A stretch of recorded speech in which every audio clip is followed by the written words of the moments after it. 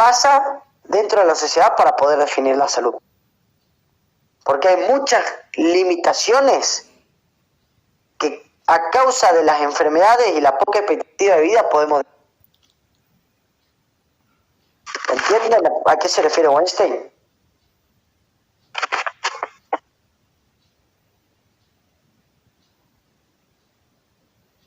Weinstein dice que no hay una definición ideal.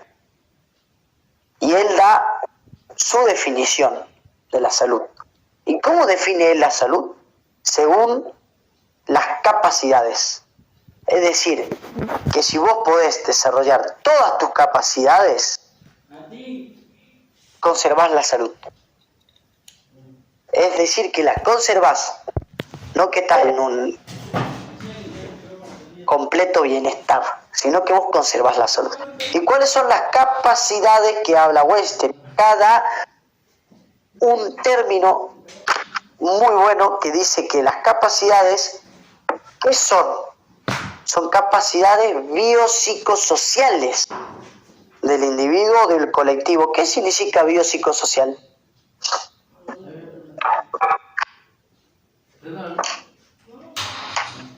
Biopsicosocial significa biológico, psicológico y sociológico. Es decir, que el individuo es una persona biopsicosocial. Claro, el individuo es una persona biológica, psicológica y social. Y tiene sus capacidades en base a estos tres términos, a estas tres funciones, ¿no? Entonces, las propiedades de los seres vivos, es decir, el muerto perdió completamente su salud, es decir, la persona muerta completamente sus capacidades, el enfermo tiene la incapacidad, el inorgánico nunca la tuvo, o sea, el que nació nunca tuvo estas capacidades, y el enfermo siempre conserva alguna capacidad. Entonces, tener todas las capacidades, conservar todas las capacidades es conservarlas. Pero el enfermo siempre la conservó, la tuvo y la puede volver a tener. Entonces tenemos la capacidad vital, que es la expectativa de vida, la capacidad de goce, excluye y contiene el dolor y el malestar. ¿Entienden estas cosas? ¿Entienden lo que estamos hablando? ¿De las capacidades? Sí. Perfecto. Está la capacidad de la comunicación, lingüística y paralingüística. Tenemos la capacidad de la creatividad, de aportar algo nuevo, de totalizar, de recursos de imaginar, de idealizar, de tareas psicomotrices. O sea, en la capacidad de creatividad hablamos de lo psicológico, la capacidad de autocrítica, de que el hombre haga frente a su propia realidad, de criticar la realidad, de decir que puede haber algo más allá de lo que hacemos, o criticar lo que ya está preestablecido. Y la capacidad de autonomía, es decir, de decidir por sí mismo, de ser ¿qué? Independiente. Perfecto. Para tomar sus propias decisiones. Y después tenemos un esquema de la historia natural de la enfermedad. ¿Qué habla el esquema de la historia natural? Te faltó la prosperidad integrativa de las capacidades. ¿La capacidad qué? Prospectiva e integrativa. Integrativa. Si hablamos de integrativa, hablamos de que son capacidades que se integran. Tienen que ser todas íntegras. Si hablamos de prospectiva, es decir que pueden prosperar. Prosperar proyectos de vida. Claro, prosperar el proyecto de vida e integrativa, es decir que nosotros podemos prosperarla, volver a tener y que tiene que ser integrada, que todas pueden coexistir juntas, íntegramente. Y también hablamos de que faltando una, podemos seguir con nosotros llevamos toda la salud.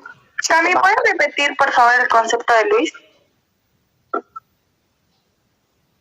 Las concepciones, ¿sí?, de la salud, en las diferentes concepciones, diciendo que no hay una definición ideal, un concepto ideal de la salud, pero da su definición de salud a través de capacidades, es decir, que alguien es capaz de conservar su salud, de conservar, no de idealizar. Es decir, que alguien puede conservar su salud y esto va a depender de si conserva todas sus capacidades o no. y que el muerto perdió su salud completamente, el inorgánico nunca la tuvo y el enfermo siempre capacidades, no toda su capacidad, ¿entienden? Ese es el concepto de Luis OK. Sí, la definición. Conjunto de capacidades Biopsicosociales.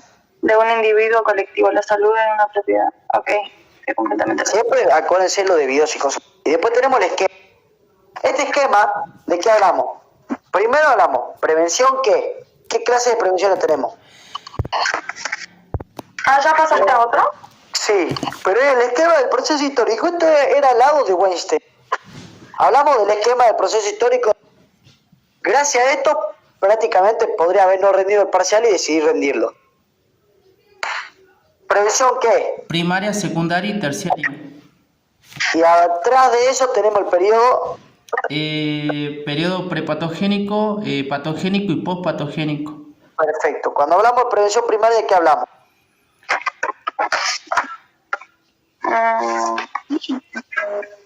Ahí lo podemos relacionar con la protección específica. Y la...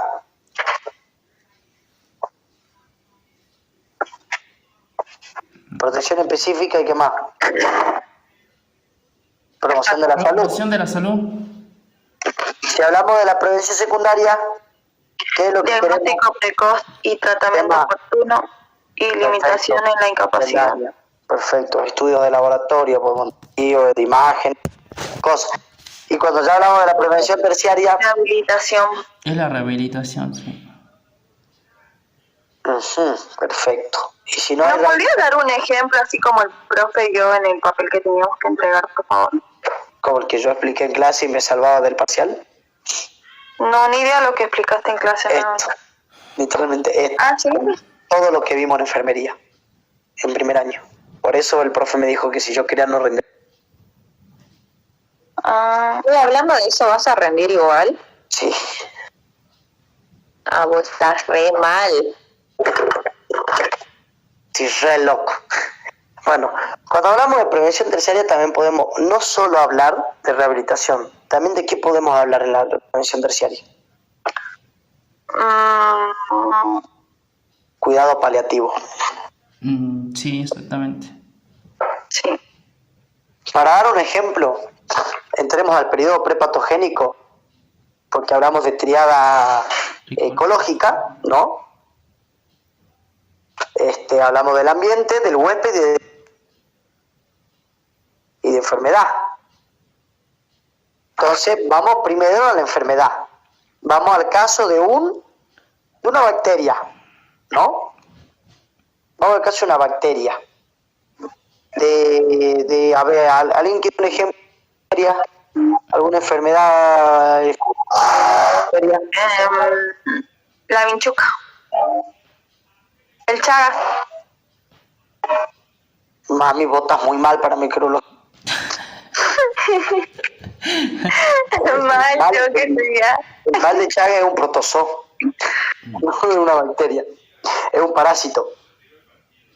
No escuché que había dicho bacteria, perdón. Bacteria. Vamos a una enfermedad, te entendí. Bueno, vamos a la que yo estaba por Ascherichia-coli. el tétanos, creo que era. Que había puesto yo. ¿Tétanos? Ok.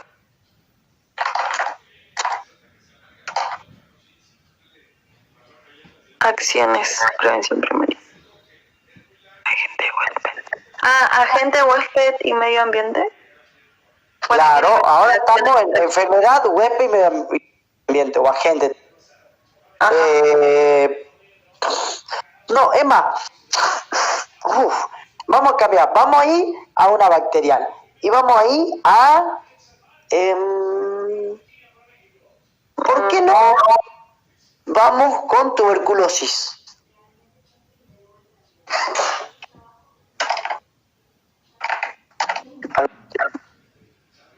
Tuberculosis. ¿Alguno se acuerda de la tuberculosis? ¿El nombre, la nomenclatura? ¿Científico? No. Nadie se acuerda del nombre científico de la tuberculosis. Posta nadie. Tuberculosis.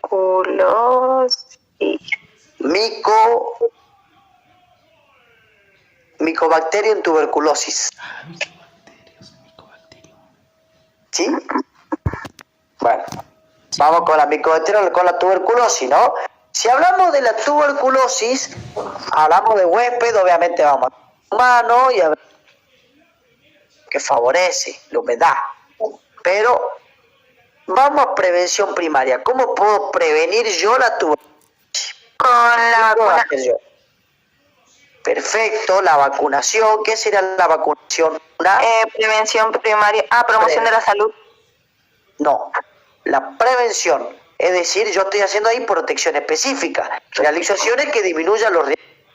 Es decir, la vacunación va a prevenir la enfermedad. Ahora, la promoción va a ser que yo haga una campaña informando sobre la vacunación y lo importante que es la vacunación, ¿no?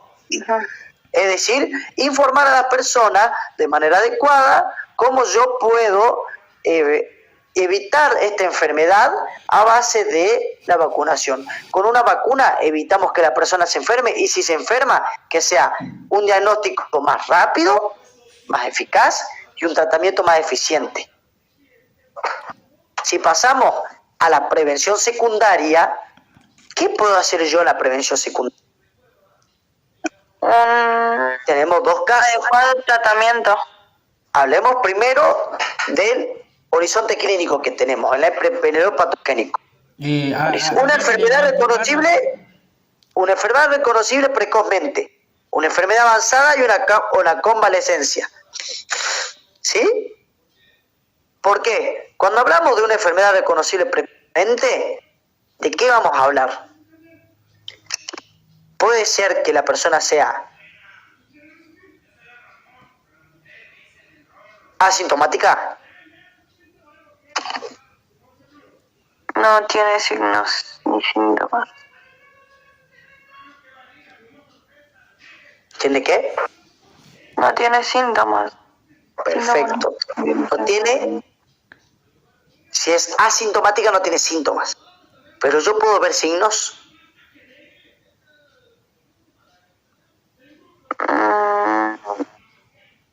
Signos. ¿Puedo ver algún signo? Y la verdad que sí, porque ya... La tos. No, eso es un síntoma.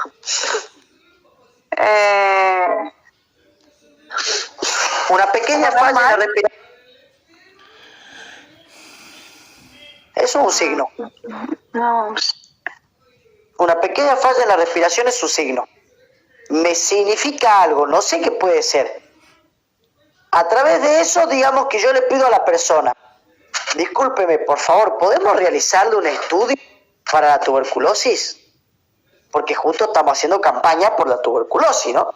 Entonces le hacemos el estudio, diagnosticamos la enfermedad rápidamente, eficazmente, y le dimos un tratamiento rápido, es decir, un tratamiento precoz, evitando que esta persona pase al nivel 3, a la prevención terciaria. Ahora, si llegamos a la segunda fase del horizonte clínico, vamos a ver signos y síntomas. Vamos a ver una tos crónica, fiebre, tos con mucosidad sanguinolenta y pérdida de peso en la persona. Al ver todos estos síntomas, lo que nosotros vamos a hacer es decirle a la persona, disculpe, pero usted tiene todos los síntomas de tuberculosis. Pasamos a hacerle el estudio más rápido y eficaz posible y a un tratamiento adecuado a los signos y síntomas de la persona, sabiendo que tiene obviamente tuberculosis. Ahora, si pasamos a la tercera parte, que es la convalescencia, la etapa final de la enfermedad, que ya tanto en la segunda como en la tercera etapa del horizonte clínico, nosotros pasamos al periodo postpatogénico. ¿Qué pasa acá? En la prevención nosotros lo que tenemos que hacer es rehabilitar a la persona, darle la enseñanza, o sea, enseñarle, ¿entienden? Darle la información de cómo cuidarse, de cómo quedó su cuerpo, en qué estado está, y al mismo tiempo intentar reinsertar a esa persona a la comunidad, ¿entienden? lo mejor posible y lo más rápido, antes posible. Ahora, si esta persona no se va a salvar, tenemos que tener el cuidado paliativo posible y no hacer que la persona se sienta una carga para su familia ni que su familia pase un mal momento. O sea, por un mal momento en el sentido de decir no hacer que de lo que le va a pasar, sino que alivianar el peso, ¿entienden? En eso hablamos con estas tres. Ahora vamos a ya casi lo último. Entra Milton Terris. ¿Se acuerdan que el profe nos pidió que hablemos un poco del concepto de salud de Milton Terris? Bueno, Terris iba un poco más como iba a lo que decía también Weinstein, pero de una manera en la que él decía que la definición de la OMS la consideraba utópica, estática y subjetiva. Es decir, utópica porque era real, estática porque no iba para ningún lado y subjetiva porque no tenía nada de objetiva, era algo completamente irreal. Que se debía eliminar la palabra completa, ya que la salud como la enfermedad no son un absoluto, sino que hay distintos grados de salud y distintos grados de enfermedad, ¿no?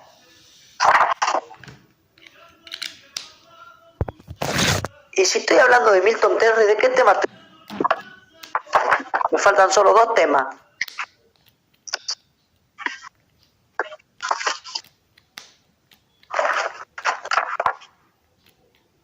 ¿Alguien que me diga esos 2 temas al tema que estamos entrando ahora? ¿Nada? ¿Cómo, Cami? Disculpa. ¿Nada?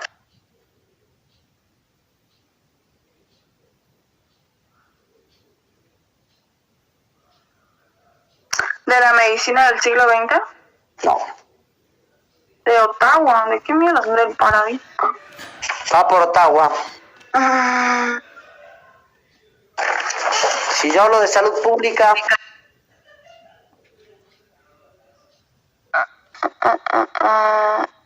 Inicio de la promoción de salud. ¿cómo? Inicio de la promoción de salud. No. Me Estoy rindo. hablando de APS. ¿Qué significa la palabra APS? Atención primaria de la salud. Perfecto. Atención primaria de la salud. Bien. ¿Qué significa la atención primaria de la salud?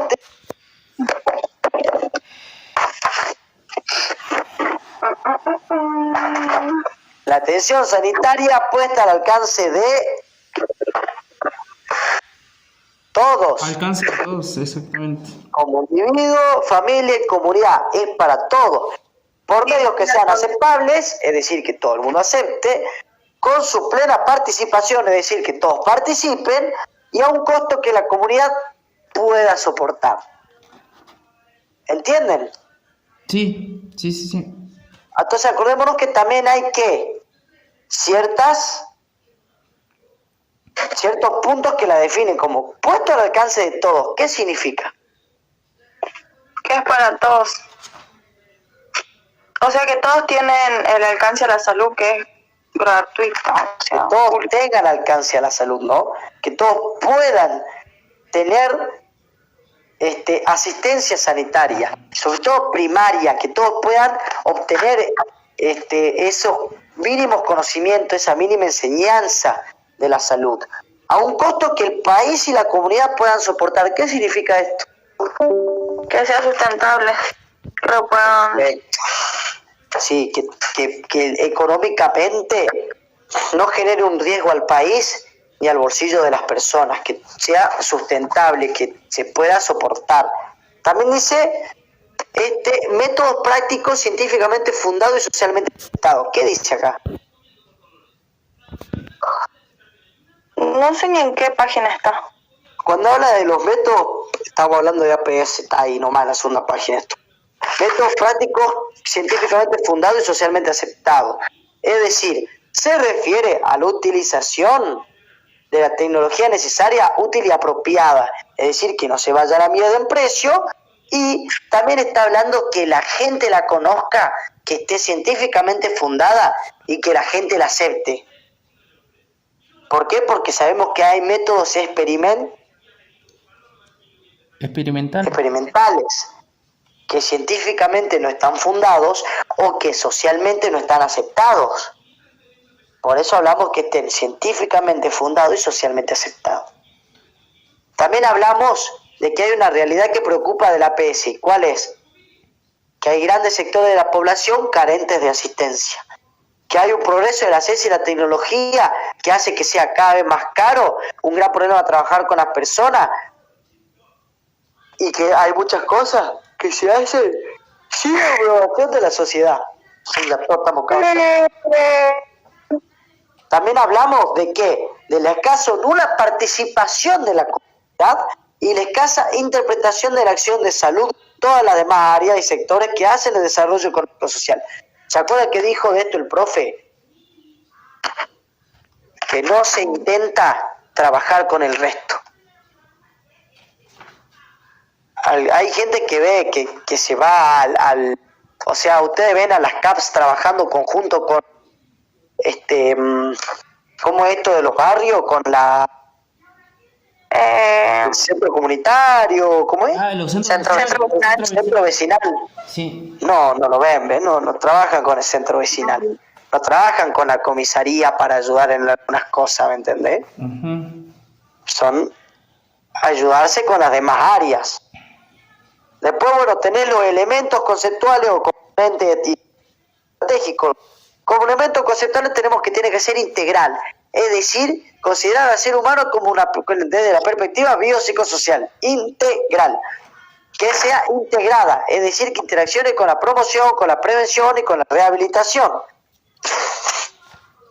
que sea continuada y permanente a lo largo de la vida de las personas, en distintos ámbitos, ¿sí? Es decir, que sea todo el tiempo y en todos lados. A eso se refiere con continuada y permanente. Que sea activa, que el equipo de salud pueda actuar hasta pasivamente, ¿entienden eso? Si yo le enseño a alguien cómo cuidarse, significa que esto va a ser activo, que la atención primaria va a ser activa, porque esa persona también va a enseñar a alguien más si lo aprendió bien.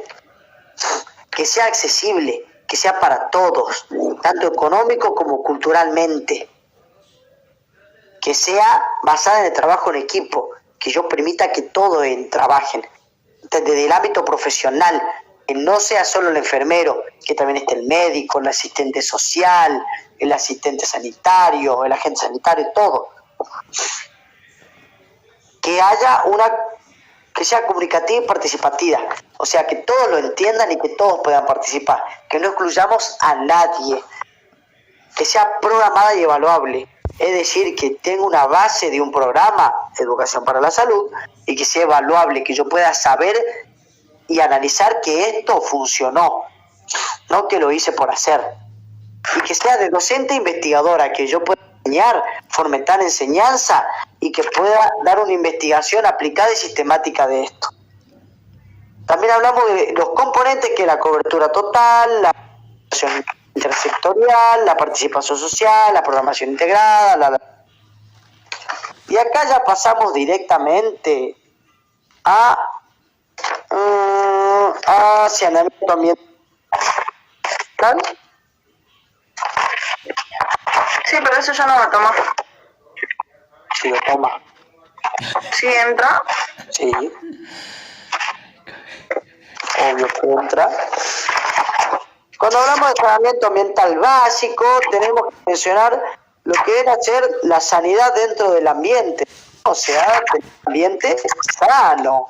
Estamos hablando de favorecer las condiciones que promuevan la salud y el desarrollo, ¿no? Entramos a hablar de la vivienda y describir las condiciones que debe ser la vivienda. Un ambiente térmico confortable, es decir, si hace calor, que no haga tanto calor, que no haga frío, que sea un lugar más o menos con un buen ambiente, una atmósfera de pureza química, que no haya olor a gas, químicos que puedan alterar la salud, tanto fisiológica como psicológicamente. Una iluminación adecuada, vivir con constante iluminación hace mal, pero también vivir a oscuras constantemente hace mal. Y una protección contra los ruidos molestos, ¿no? Lo que nosotros elegimos con mi grupo de filosofía, los animales en situación de calle, los gatos cuando maullan a la noche, cuando se pelean a la noche, ¿le parece ser una protección contra el ruido molesta? ¿Es un ruido molesto?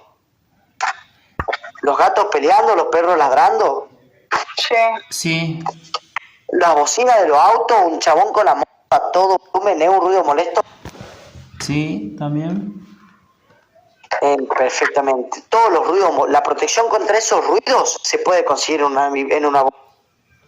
Describir la fuente de provisión de agua. ¿De dónde puedo yo proveerme de agua? ¿De la lluvia? ¿Yo me puedo proveer de agua de la lluvia? Sí, yo me puedo Sí, proveer pero de la agua. tendríamos que... ¿Cómo es que se dice? Hay muchas maneras. ¿Puedo tomar el agua de la lluvia? Sí, la puedo traer y después pasarla por pava. Sí. ¿Puedo agarrar el agua de la lluvia y utilizarla para limpiar? También. El agua superficial. ¿Cuáles son las aguas superficiales? Las que se encuentran en lago, río, arroyo, laguna. Debemos considerar están contaminadas, pero se pueden, a pesar de un proceso natural de purificación, o sea que se exige un proceso de potabilización. Esas son aguas superficiales. Y tenemos las aguas subterráneas también, las que están filtradas por el suelo, ¿sí? Entonces tenemos que saber que todas estas aguas son, ¿qué? Fuentes de provisión de agua. De acá podemos tener agua, sacar agua. Entonces, según la calidad de agua, ¿cómo pueden ser?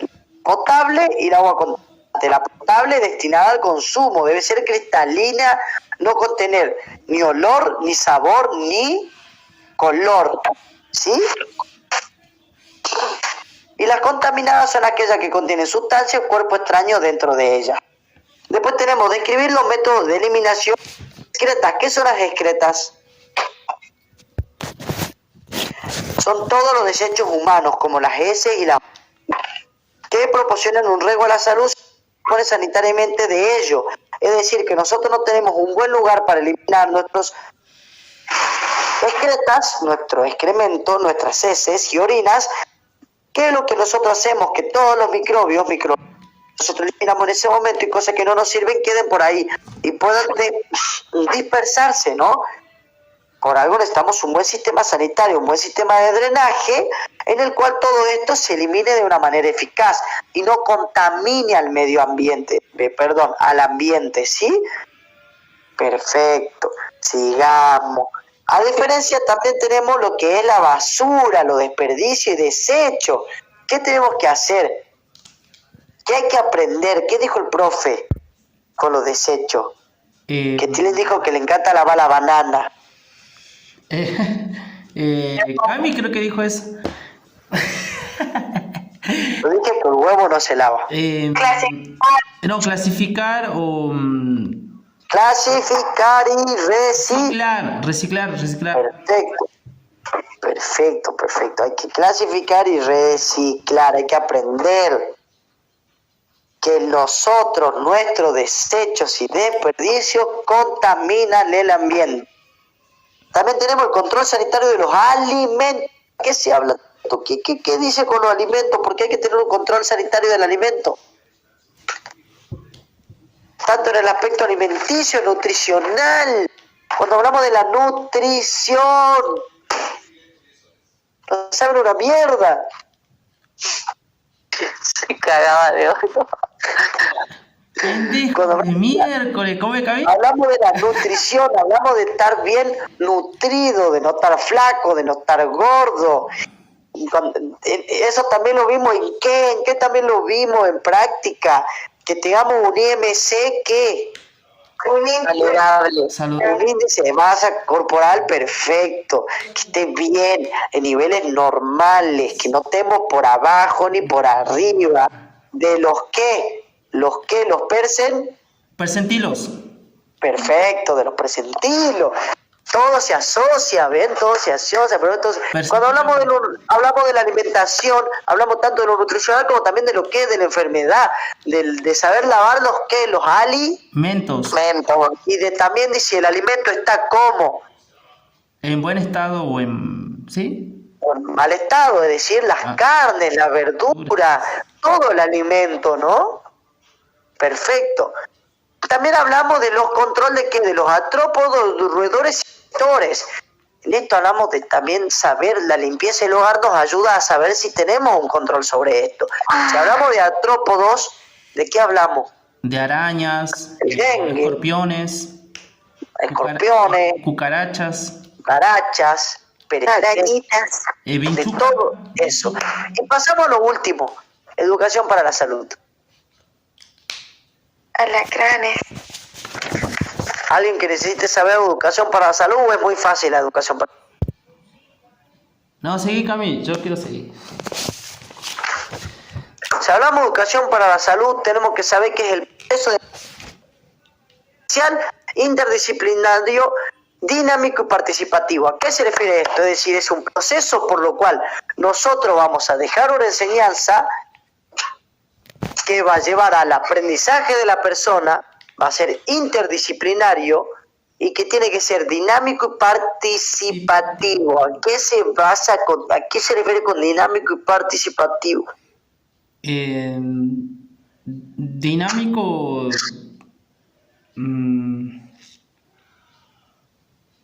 Ay, no me sale la palabra dinámico. Que se realice una actividad, que haya dinamismo. Realiza una actividad que a las personas le interese, o sea, como que le quede un aprendizaje. Sí. Ser dinámico es que se realice una actividad o que vos te des tu charla de una manera que la persona se sienta arraigada, se sienta atraída y haya ese de una dinámica. Sí, una dinámica, por ejemplo, en juegos, cosas así, digamos. Que sea participativa significa que la persona pueda participar tanto activamente como pasivamente, ¿entienden? Y no es necesario que sea físicamente, puede ser también a base de comunicación. Denme un ejemplo, si puede ser de esto. El diálogo, el debate, una dramatización. Son formas de que sea dinámico y participativo. Sí, tenemos después los tipos y modelos de comunicación. Tenemos la comunicación interpersonal, cara a cara directa, la grupal, dirigida a pequeño o grande grupo y de masas, ¿no? También tenemos los modelos. El unidireccional, la persona expone una idea y la otra persona. La bidireccional es que la persona, por medio de un canal, al receptor, es el receptor quien recibe un mensaje del emisor.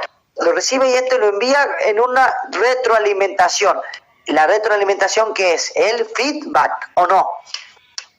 Sí. Creo que me saqué un 9 en comunicación, la puta madre. Y después tener la multidireccional, que esta es una comunicación que va a todos lados, ¿entienden? Que puede haber muchas personas como emisores y muchas como receptores, obviamente. ¿Sí? Todos pueden opinar del tema, a eso se refiere. Después tenemos la diferencia entre aprender y enseñar. ¿Se acuerdan que esto hablamos con el profe, que él dijo? ¿Se acuerdan que, por ejemplo, la chica dijo, yo me sé el preámbulo, a mí me hicieron estudiar de memoria el preámbulo y yo me lo sabía? Y el profe dice, a ver, decime el preámbulo. Y ya no se lo sabe, ¿no?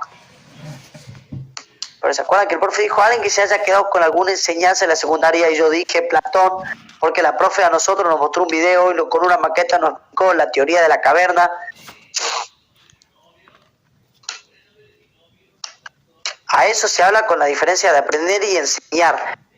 Vos enseñás cuando la persona adquiere un conocimiento. Si la persona no adquiere un conocimiento, no le enseñaste, no aprendió nada. ¿Sí? Perfecto. Entonces, la diferencia principal es que aprender se define como un proceso de fase, ¿sí? Y enseñar es orientar a la persona, ¿no? Es ayudar a esa persona a que aprenda, a que adquiera algo y tenga sus propios métodos de aprendizaje. O sea, yo aprendo de una manera y ustedes aprenden de otra, ¿sí? Existen 4 tipos de aprendizaje. El receptivo, que es el alumno recibe el contenido que ha de interanalizar, sobre todo por la explicación del docente, que es mi manera de aprender. Yo soy alguien muy receptivo. Yo escucho lo que el profe dice y lo hago en mi cabeza, lo propongo a mi manera y lo recuerdo a mi manera. Después tenés el de descubrimiento, que el alumno debe descubrir el conocimiento por sí mismo. Puede ser guiado por el docente. Esto es como enseña la profesora de biofísica. Por eso digo, no es una mala profesora, es ambigua. Es una profesora que piensa que tenemos el conocimiento básico cuando no tenemos. Y ella piensa que el descubrimiento, el estudiar por nosotros mismos, lleva al aprendizaje. Ella solo nos guía a través de sus charlas que nadie entiende y nadie escucha. Después tenemos el de memorístico. Se supone memorizar datos, hechos o conceptos por nula interpretación. Es decir, memorizármelo. Pero a la hora de explicarlo eso, no lo sabe interpretar, digamos, algo así. Es el peor método de aprendizaje. ¿Por qué? Porque el memorístico, la única manera de aprenderlo es por una memotecnia. ¿Saben lo que significa esto? Que yo voy a tener una técnica de la cual agarrarme para acordarme. ¿Les doy un ejemplo? Sí. Yo cuando tengo que hacer diagnóstico enfermero, se me viene un juego a la mente. El PES. El jueguito de fútbol, el PES, el Pro Evolution Soccer. Sí. ¿Por qué se me viene el PES cuando tengo que hacer diagnóstico enfermero? Porque PES en diagnóstico enfermero significa problema, etimología y problema, etiología y signos y síntomas. Ah, bien, está bien. Eso es memotécnica. Ah, Eso es haber estudiado de memoria. A través de algo que vos ya tenés incorporado a tu conocimiento, utilizás esa técnica para estudiar de memoria. Sirve mucho en, por ejemplo, anatomía. A la hora de estudiar los huesos, hay muchas memotécnicas. Ahora que tenemos que estudiar, que estamos en el sistema óseo, van a ver eso. ¿Cómo sé yo cuál es la parte, cómo se le dice a la parte extrema del a los puntos más... Ay, no va a salir ahora, al pedo. Y después tenemos el método de aprendizaje significativo. El alumno es constructor de su propio conocimiento. Apartar del adquirido constituye por lo que le interesa y relaciona los nuevos conceptos con los conocimientos y experiencias. Este es el que le gusta al profe, el significativo. Aprender a través de lo que ya sé. Después tenemos ejemplificar un programa educativo. Esto era solamente un paso, ¿se acuerdan? Primer paso, ¿qué se pretende? Segundo paso, ¿para qué? Tercer paso, ¿qué debe aprender? Cuarto paso, ¿qué quiere enseñar? Quinto paso, ¿cómo enseñarlo? Sexto paso, ¿con qué enseñarlo? Y sexto paso, ¿qué logré enseñar? ¿Sí? Perfecto. Después tenemos técnicas. Varias técnicas o métodos para enseñar, ¿sí? Para educar. Técnica educativa, métodos auxiliares, como demostraciones, charlas en grupo, enseñar persona por persona, juegos, teatro, cursos, canciones, poesías, títeres, grupos de discusión, entre otros. Por ejemplo, la iglesia tiene un método de enseñanza infantil muy bueno. ¿Cuál será? Mañana le doy 300 pesos al que me lo dice. Las canciones. Le debo 300 pesos a la curia. Una hora de clase gratis para biofísica. ¡Ay, qué de puta! 1:30. Sí, perfecto, las canciones. Todo el mundo se acuerda de las canciones, se acuerda. Y la montaña. Boludo, no hice catequesis. Puta, esta hoy en su vida ha pasado a la iglesia y escucha las canciones. Yo tengo fe con un Un granito de mostaza. así de chiquitito. Eso dice el Señor. Boludo, soy ateo y me sé todas las canciones de Dios. Yo soy agnóstico y me sé todas las canciones porque está bien. ¿Cuál, por ejemplo, alabaré, alabaré, Alabaré, alabaré. o la otra, viste, la que cantaba la Pri, ¿cómo era? Que te volvía loca vos. Ay, no me acuerdo. La de... No me acuerdo. Yo la única que me sé, y no sé si es canción es la del burrito sabanero. Ah, esa es la que cantaba la Pri. Cabe burrito sabanero de camino de... Es la única que... Puta la Pri todo el día con tu burrito sabalero, boludo. Burrito de mierda, boludo. Harta me tenía. Yo vivía cantando esa canción antigua, pero es la única que me sé, o sea, no. Bueno, la iglesia, para educar a los más jóvenes, a las nuevas generaciones, le dicen eso, lo que utilizan son las canciones. Es un muy buen método de enseñanza para los niños, ¿me entienden? Por eso, ¿se acuerdan cuando empezó el COVID? Había una canción que era de El Rey Virus. ¿Se acuerdan que se llamaba Coronavirus? Entonces asociaron la corona con el rey y lo pusieron al coronavirus como el Rey Virus. Coronavirus. Somos portadores de coronavirus. También tenías didácticas como, por ejemplo,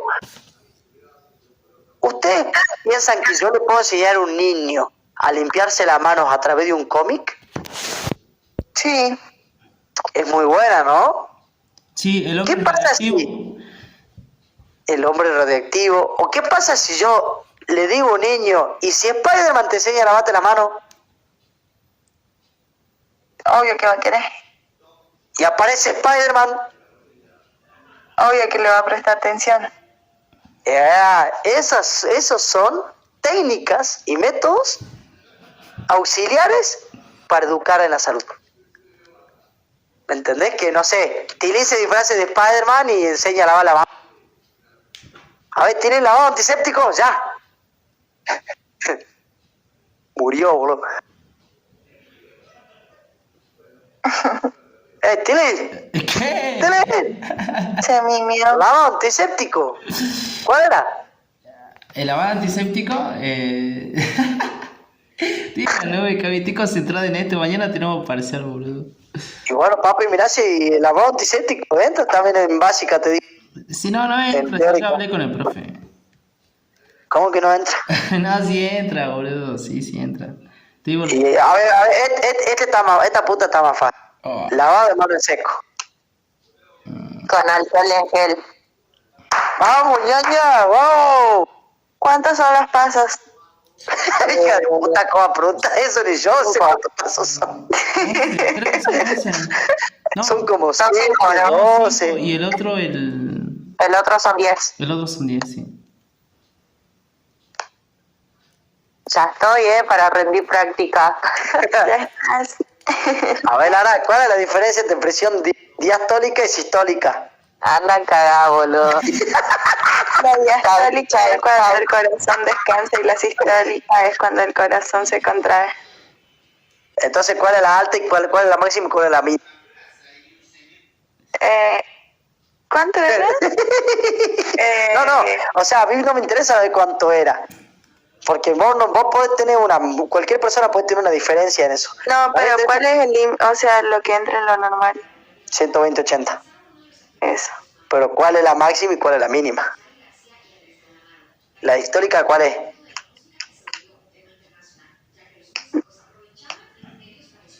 Te maté, boludo, y eso está en ¿Cómo no biofísica. entendí? La diastólica y la sistólica. ¿Cuál es la máxima y cuál es la mínima?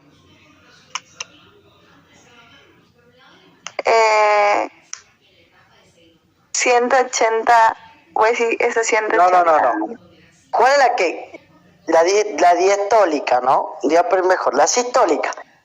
¿Es 120 o es la 80? Pues son diferentes. La sistólica, Sí. 180. La sistólica vos decís que era de 120, digamos. No, La al revés. diastólica la de 80. Acá tengo los... 120, 80 para... la sistólica es 120 y la diastólica 80. ¿La diastólica 80? Sí, o al revés. Bien. La máxima es sistólica. Y la mínima diastólica. Perfecto, bien. Ya saben, eso entra en práctica, boludo, no sean culiados, estudien. También entra en biofísica, acuérdenselo. También entra en biofísica, lo puede preguntar a la profe. Y bueno, chicos, terminamos con PUCA después de 4 horas, casi 5. Terminamos con todo el repaso general de PUCA, con toda su materia, boludo. Y larguísimo PUCA, culiao, por favor. Imagínate para fin de año.